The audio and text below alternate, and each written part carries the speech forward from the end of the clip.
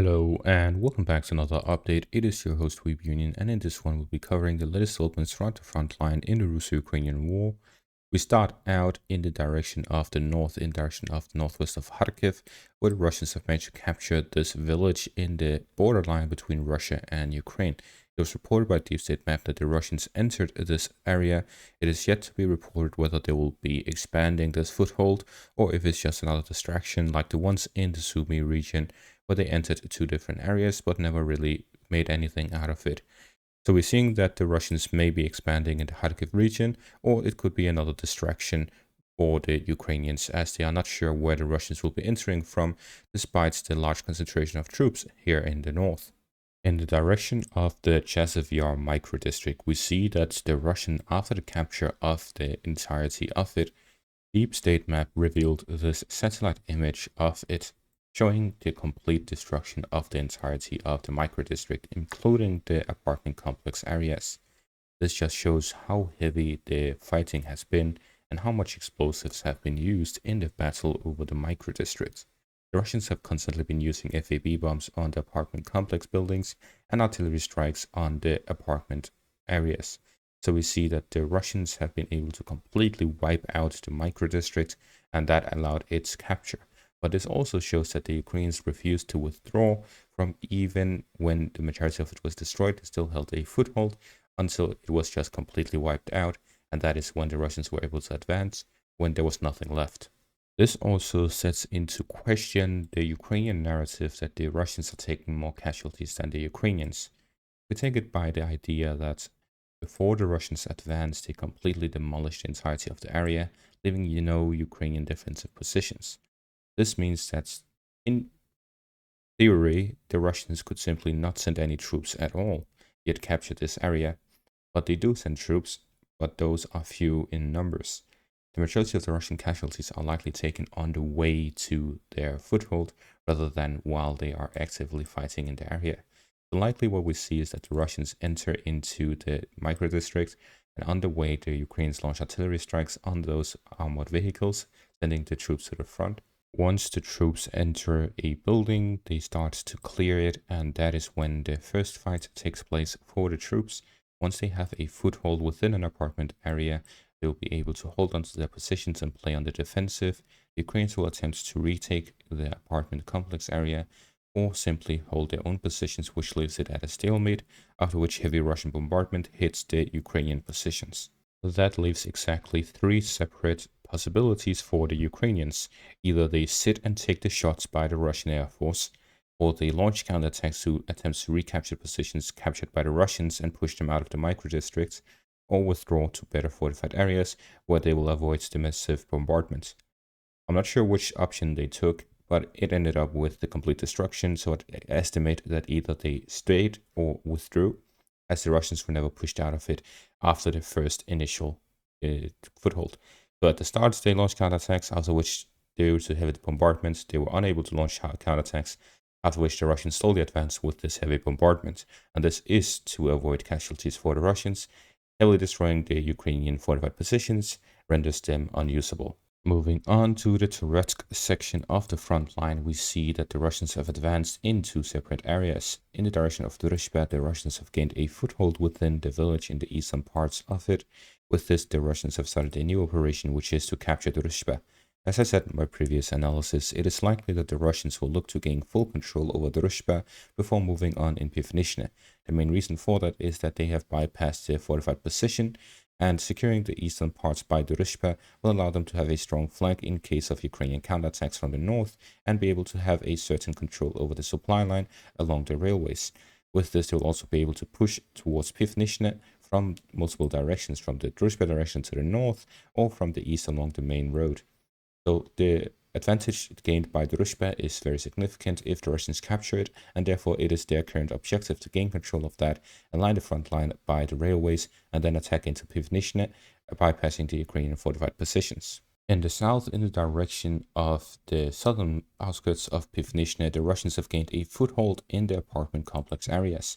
This is on two separate days, as the Russians on the second day had some geolocated footage, as is shown here, of them entering the second apartment complex area. So we see that they are storming building after building to gain full control of it. Gaining full control over the apartment complex area here, as I've said in a previous analysis, allows the Russians to gain full control over the area in between the first and second lines of defense. If they at the same time capture Druzhba, then they'll be able to fight in the direction of the second line of defense, both from the north and the south, launching a pincer maneuver and cutting off the supplies of the Ukrainian second defensive line.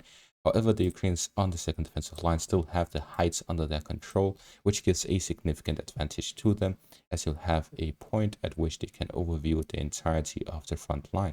You also have the second peak, which just shows how well fortified this area is. If the Russians are able to capture the second line of defense, there's no significant Ukrainian fortified positions ahead of Toretsk, other than the south, west, and north, which the Russians have already been attacking from the east, meaning that they have captured all of the fortified positions and will be able to move into the central parts of Toretsk, where a massive fight will take place over the industrial area here in the west and the apartment complex area in the center. The rest of the areas will be comparatively insignificant. There are other parts of the city which are apartment complex areas, like here in the east as well as in the north, and all of these areas that are different when it comes to the elevation and the sort of buildings available for the Ukrainians are strong points in the city. And we can see that there are several areas within the city that are very well fortified. However, the fact that this is a city and that there is several apartment areas similar to Chasiv Yar or Bakhmut means as soon as the Russians gain a foothold, they'll be able to contest it, and that will just turn it into another meat grinder. If the Ukrainians send additional forces, which it has been reported that they're starting to send additional brigades to Toretsk, and at the same time the Russians expand the front in the north, the Ukrainian forces will be spread even more thinly across the front. It'll be difficult for them to create reserve units, as most of the frontline units will need additional troops and equipment to hold back the Russian forces. In the south, in the direction of New York, there were additional advances by the Russians, capturing several fortified positions along the 2014 defensive line as Russians expand their zone of control here by Rivka after the full control over the village and their advancement to the southern parts of New York. So we see the Russians are consolidating their gains and strengthening their flank by capturing the Ukrainian fortified positions along the 2014 defensive line to be able to have a secure supply line and prevent the Ukrainians from recapturing some of these positions. So we see that heavy fighting is taking place here in the direction of New York as well. Further south here in the direction of Avdiivka, the Russians have advanced and captured the village of Vushhod, leaving Yevhenivka in a difficult position as the Russians also advance to the north of that village. The Russians are now in both flanks of the village, attacking both from the north and from the south towards the village of Yevhenivka, and gaining control over Vushhod has also strengthened the Russian position north of Novoslivka Persha. It may even indicate that the Russians may be looking to cut off the supply lines of Novoslivka Persha by attacking the flanks of it from the north, and we also see likely that they could launch operations in the direction of Skushner and Meshova to the south to flank Novoslivka Persha from the south as well. In the direction of Zaporizhzhia, there's also this geolocated footage showing that the Russians are slowly advancing in the direction of that village. So we see that the Russians are expanding across the entirety of the Avdiivka front line, both in the north by the Novoalexandrivka direction, the Sugil direction, and in the south by the Karelivka direction, where positional fighting is taking place within the town. The Russians here in this section of the front line are slowly trying to improve their positions, where they are looking to gain control over further fortified positions, the next line of defense, consolidating their gains along the Vovcha River line, and then pushing towards Pokrovsk, the highway between Pokrovsk and Konstantinivka, as well as Konstantinivka in a northern direction. We rightly see a reactivation of the front by Kalinove soon as we see the success here in the New York and Toretsk directions. The Russians will likely take advantage of that by launching further offensive operations north of Avdiivka in the direction of Konstantinivka. This will also allow the Russians to spread out the Ukrainian forces across the entirety of the front line between Toretsk and Avdiivka in the south. In the direction of Krasnohorivka, the Russians have been able to advance a small portion in the central parts of the city.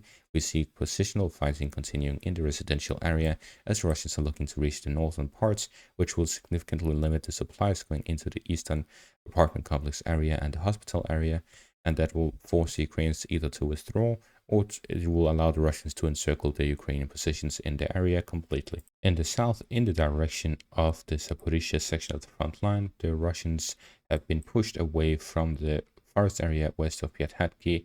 This is a positional correction of the front line as Ukrainians in some period during the last months of fighting have been able to recapture this forest patch, and this has slightly improved the Ukrainian positions in the area, securing the village of Piathatki from assaults from Serbianki, and shows why the Russians have been able to create a offensive operation here in this direction. If they had control over the forest patch, they'll be able to launch assaults or attacks towards Piathatki, as it is isolated from the rest of the villages in this direction, but they have been unwilling to launch offensive operations here, which is primarily due to the first patch being under Ukrainian control, meaning that they are simply holding their defensive positions in the area to prevent them taking casualties from a front line that is inactive. And that is going to be all for this update. As a small update on myself, I have been traveling and I'm now in the United States for a week-long vacation.